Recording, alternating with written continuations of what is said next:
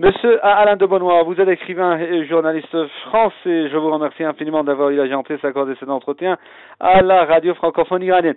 Monsieur de Benoît, le groupe de contact sur la Libye qui s'était réuni à Doha a appelé une fois de plus au départ de Muammar Kadhafi et selon une autre dépêche, le chef en fait de forces opposantes, c'est-à-dire des opposants, est attendu à Washington.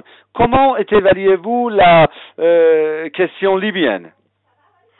Écoutez, je crois que la question libyenne a abouti très rapidement à une sorte de cacophonie généralisée, parce que l'opération avait déjà été entreprise de manière très médiocre et surtout en se heurtant aux critiques de nombreux partenaires de la France et de l'Angleterre. Ces critiques se sont accentuées. Non seulement la Chine, la Russie ont appelé à un cessez-le-feu, mais plusieurs pays européens ont souligné qu'aucune solution militaire ne peut être apportée au problème. Les Italiens ont demandé un soutien plus énergique aux opposants, aux rebelles, mais l'Allemagne a complètement condamné. On entend des rumeurs d'interventions terrestres qui sont immédiatement démenties.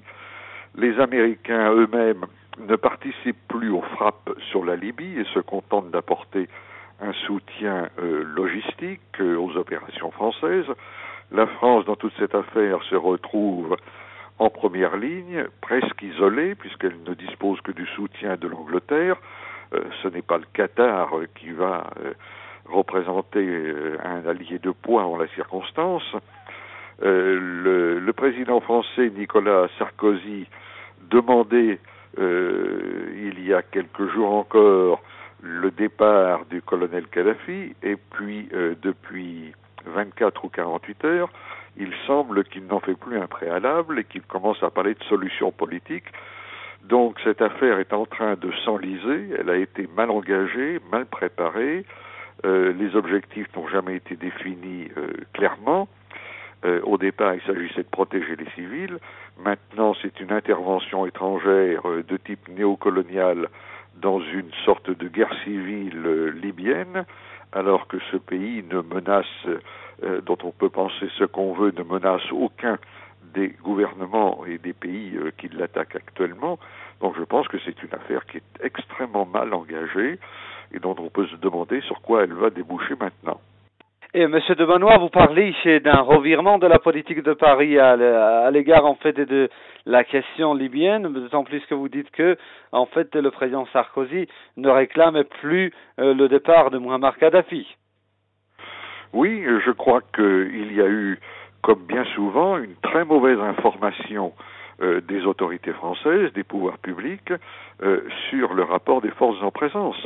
De toute évidence, le soutien dont bénéficie encore dans une grande partie de sa population le colonel Kadhafi a été sous-évalué. Inversement, l'audience, l'influence des rebelles a été surévaluée. Les gouvernants français ne sont pas parvenus par ailleurs à déterminer très clairement quelles étaient les orientations et la composition de l'autorité qui prétend aujourd'hui représenter les rebelles, ce qui fait que, là encore, on a l'impression que ça part dans toutes les directions. Monsieur de Benoît, vous avez dit qu'en fait, dans toutes ces affaires, la France est isolée et immédiatement après la réunion de ce groupe de contact, on a dit que le chef en fait des opposants aussi est attendu à Washington. On voulait dire que peut-on dire que là aussi les États-Unis veulent en fait dire le dernier mot? On peut interpréter cela comme ça. Je pense que les rebelles veulent aller faire entendre leur voix à Washington parce qu'ils sont déçus que les États-Unis ne s'engagent pas plus activement à leur côté.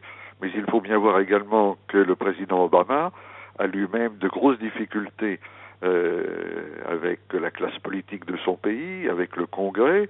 les États-Unis sont déjà engagés sur 2 fronts en Afghanistan et en Irak. Ouvrir un 3e front, évidemment, soulève aux États-Unis même un certain nombre de critiques. Il ne faut pas oublier également qu'il y a eu la médiation de l'Union africaine qui a proposé de travailler à une solution politique au problème. Les rebelles ne veulent pas en entendre parler, évidemment, parce qu'ils craignent d'en faire les frais, mais l'Union africaine pèse quand même d'un certain poids, et son intervention, je pense, est à prendre en compte.